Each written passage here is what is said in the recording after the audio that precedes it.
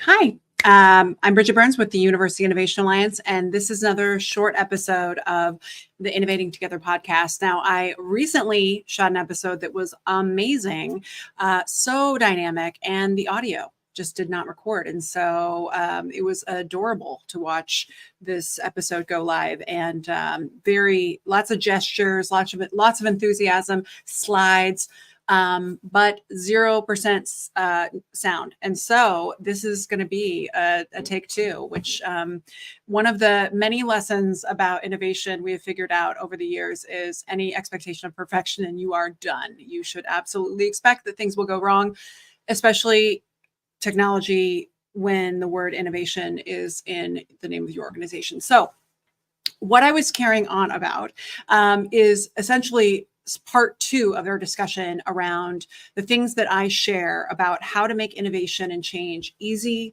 to lead from anywhere on the org chart, and something that is actually going to solve other problems for you. Not just the problem you're trying to solve, but actually the problem of burnout. Because what we've found time and time again is your approach to innovation creates a kind of a cultural moment in your organization where you are essentially conveying your values. You are conveying how you think about failure, where you think new ideas come from. Are they only one person generated, or are they actually something that's truly collaborative? And how seriously you take the input of your community. So I'm going to share with you my favorite example that I've been sharing for a decade now, it feels like, of that proves that innovation and change does not require that you be at any particular point on the org chart, but rather is something that you can lead from anywhere. So I am excited to do that today. And the first example that I shared in the last time that I was sharing from the Innovating Together podcast was around, if you're going to have a touchstone example of what you think innovation is, for me, it is you want to set up a culture that fundamentally, at a core level, this is about more shots on goal. And it is not big shots. It is lots and lots of small shots. You want to be the kind of organization where people try lots of new things, because things are not going to go perfectly. Exhibit A. And you want to lower the cost of failure. That's something that's an insight we drew from the organization that we have been a part of in the past and have partnered with, which is around innovation in large organizations, ILO. And that Peter Temis is a fantastic leader of that organization and really talks about this quite a bit. And he has great content that you can consume on YouTube in particular. So more shots on goal. You want to be a place, you try more stuff, lots of little stuff. It doesn't have to be perfect. But as I mentioned before, at the end of the day, change involves human beings, and humans are simple but complex. They are driven to avoid pain and pursue pleasure. And it is your job as a leader, no matter where you sit, to understand that dynamic and to try and build experiences that will incentivize generosity, vulnerability, people being willing to pitch and catch. For me, the touchstone is I love a culture where you can tell that people are contributing, but they are not obsessed with who gets the credit. You can definitely smell a culture where people are just trying to please the captain, the king, the queen, whoever's in charge.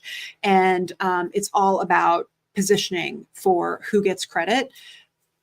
Those are just very uncollaborative spaces. They're very difficult to navigate. And at the end of the day, they aren't very sustaining for people on a professional level, because we are drawn to be part of community. We're drawn to be part of something bigger than ourselves. So anyway, change and innovation, more shots on goal, know that you're dealing with human beings, and therefore it is only the best innovators take this seriously.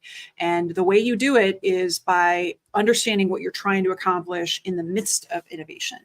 And for us, I found that the book, The Burnout Epidemic, talks about how in COVID, one of the things that is really clear about burnout that we often can miss is that in Zoom, you could not get three things that are essential. And that's what people are actually searching for right now, what they're yearning for when they came back to work, that we are still struggling to fill that need. And there were 3 things you couldn't get on Zoom: community, inspiration, and purpose. And so whatever you do, you want to embed and infuse community, inspiration, and purpose if you want to make innovation feel good and to be something that's actually self-perpetuating. Mm-hmm. So the best example of that comes from Michigan State. So at Michigan State, I just love this story, not just because it actually happened in front of all of us, but because it's gone viral. So it's because of the generosity of Michigan State that I can even talk about this. Think about the number of times that at your institution or at your organization that we have just hid some kind of micro failure under the carpet rather than actually talking about it and being generous enough to share it with the field so others don't need to relive that mistake, because students are the ones who pay the price for that. So this is why they will always be a very important institution to me, no matter what. Even, they are one of my favorites. I can't choose amongst my institutions, but this story gets into everything I talk about because it's the best example. So what happened? You had a professor and a person who was early to mid-career who had only been at the institution a few months. So 2 people who were stuck in an airport with a group of other folks, and they had just come from the first UIA convening 10 years ago, and where they had heard about this process mapping thing while they were hearing about all the other things that happened at Georgia State, which is the national model for student success and has eliminated race and income as a predictor of outcome, not by changing who they admit. And they did it despite cuts and all the other things that most people think get in the way of this kind of transformative change. If you want to learn more, you should look into the National Institute for Student Success, which is led by Tim Rennick, do fantastic work and have all kinds of tools and resources to support you on that journey. But back to where we were.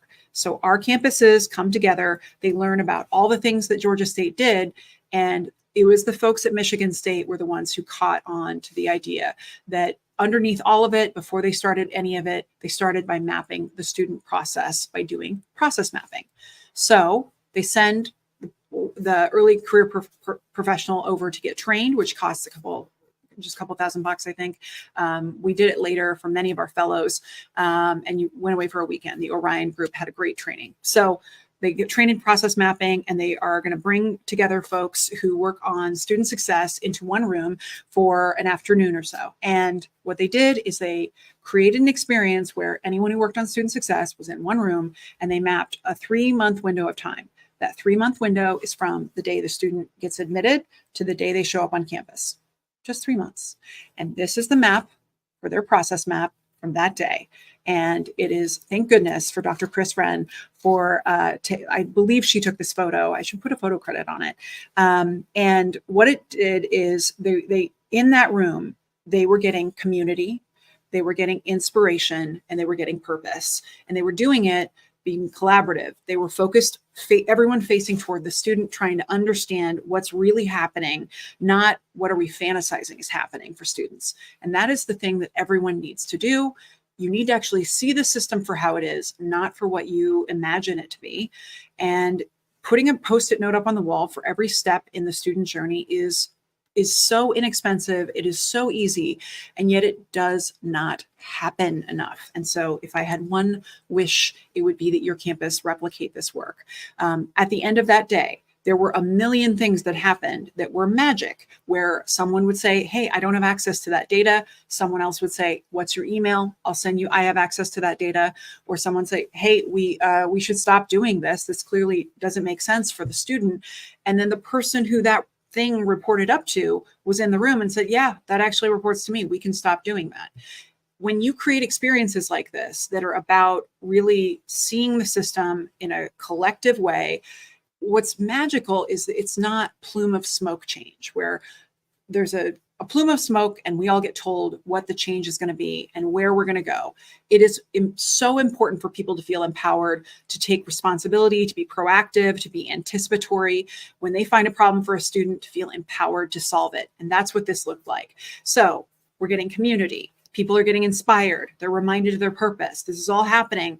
And at the end of that day, what happened that was so powerful is they took a step back. And again, it's for a 3-month window of time.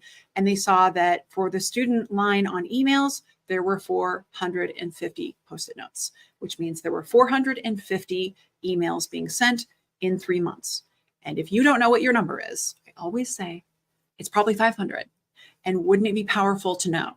Because you could do what Michigan State did, which is start rethinking the ways that you decide what things get communicated and how. Now, is it perfect? Was it a magic wand? No. But boy, it was powerful, because do you know what it did? It actually triggered so many other institutions to do this same mapping exercise. And it's made us rethink just how problematic our way of communicating can be, especially for first generation students. Think about those students who do not have great advice and who are getting a million competing messages and, sign up for volleyball. And also here's your financial aid award letter. And also here's an advising appointment, but also here's this other club. It's too much. And I believe that we are higher ed is literally the sector full of smart people. We have a lot of smart people. I think we can figure this out. I think user-centered design is an expectation of students now in the new normal. And we should always anticipate the needs of the student by actually empathy is the first step of design. Learn from students, actually talk to them. How do they want to be communicated to? What things communicate to them in a way that really works for them? Good examples, bad examples. You can start at very baseline. So back to the point, the 450 emails, super powerful, but then it goes to there are 50 holds they discovered that day in that 3-month window that the institution did not know existed. So powerful. So here's what happens is that story from Michigan State is just one moment in time, and they make all kinds of changes, and it's just been only one of the many things that they've done right. They also it's a campus that, despite having numerous transitions in leadership, it has the most stable student success team that has been, listen, we have other institutions who are also very stable, I would say, in terms of their internal team dynamic. But I would say there's none that has had this kind of consistency in execution and focus over as many presidents and provosts as they have. And it's just really impressive. And it's because that team dynamic, that community, that this gave you a signal of how they would approach things, how they engage with each other as colleagues, and why they've been able to make such great progress. So that example is shared in the Alliance, which is these institutions. And I would just generally say, whatever story you would tell yourself about why you can't do something or implement innovation, I promise you, I have a campus that we work with who has that story and more. One of them has had at least a $40 million cut when they started. Another's had, I believe, 7 presidents in the time that we've been together. Whatever drama, whatever chaos is happening in higher ed, we've had it and still been able to make progress. So that's just, I'm not saying that, elevating above others. I'm saying this is a generous group of institutions that have decided to operate as a national laboratory around student success innovation, where they are trying stuff, they are sharing, they are pitching and catching, and yes-anding. And as a result, we have great solutions that are accessible and most importantly, useful for any institution. And this is one of those great examples, because the process mapping story gets shared. These are the actual campus logos. I know most people are interested in that. And the profile of our institutions, if you're thinking about, when we talk about the numbers, results, what actually matters? Well, when we're talking about the future of our country, I would say that the number of Pell Grant students really matters quite a bit in terms of who is pound for pound, dollar for dollar, making a significant impact. And I would put our institutions up against any, and their commitment to improving outcomes for students, regardless of their background, is evidenced by the fact that, this conversation with Michigan State happens. And so many of our projects and initiatives then can build on this idea, but more so beyond that one example, my other campuses start taking that idea and they map transfer, major change, major selection, graduation, college to career, financial aid holds, any type of hold. So basically, by sharing this generous example of something that's easy to do, that's accessible, that's useful for anyone, and is a really great start for if you're going to do anything new, you got to see the system for how it is. You can't bring a new thing into a problematic system. You need to understand what's actually happening before you bring in the new thing. And so the virality happens when they are generous enough to share, and the other campuses who have similar profiles decide to team up and take that idea and try it in different ways.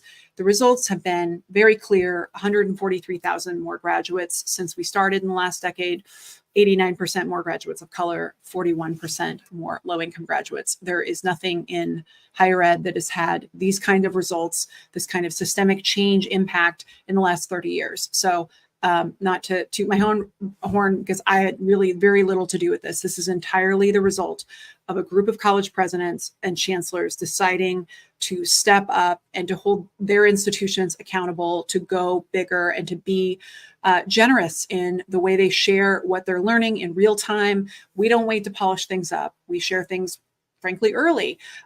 Again, more shots on goal. We want to be a sector that takes more smart shots on goal in terms of improving outcomes for students. So the Alliance projects and our initiatives and everything that we've done, almost every single thing that we have done, whether it's completion grants, proactive advising, predictive analytics, really would have benefited from this, honestly. The college to career work, used it all the time, the academic recovery work. I think basically, if you're going to do something new, you got to see how things are currently operating before you test it, before you try and tweak it or refine it. And so this is a thing that we love because it is free. And we know that no matter what we recommend or talk about, there is going to be a campus out there who doesn't have the resources or the time to do something that is complex or high tech. But what you can do is you can stop doing things that are harming students by just understanding the system, how it is, just doing less.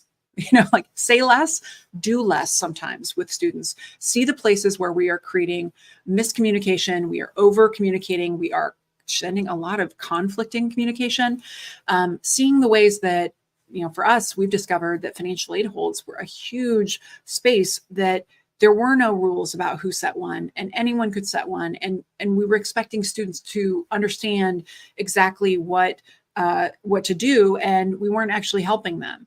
And this is just one of the many ways that we can, take a step back and try and, use the baseline of, empathy is the first step of design. We want to microdose empathy, and we want to also make it so that innovation feels good. And so I want to share this example, and I will come to you later next week to talk about more of the ways that we try and support innovation. And we think that it doesn't have to come from on high. It's something that can be led from any seat in the organization.